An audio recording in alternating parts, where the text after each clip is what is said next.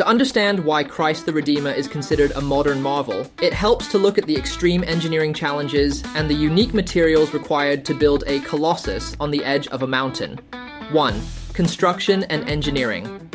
Building a 635-ton statue on a 2,300-foot peak was an immense logistical feat. Reinforced concrete, unlike the Statue of Liberty, which is copper over a steel frame, Christ the Redeemer is made of reinforced concrete.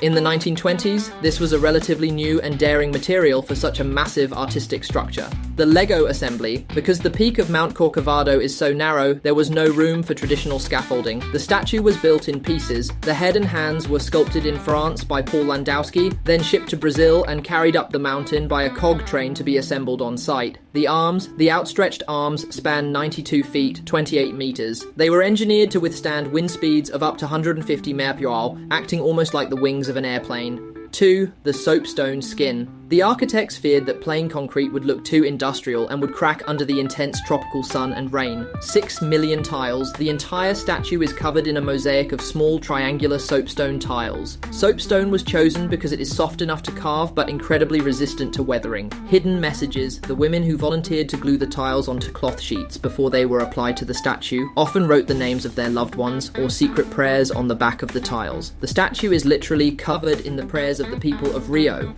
3. Internal features. Most people don't realize that the statue is not solid, it is hollow.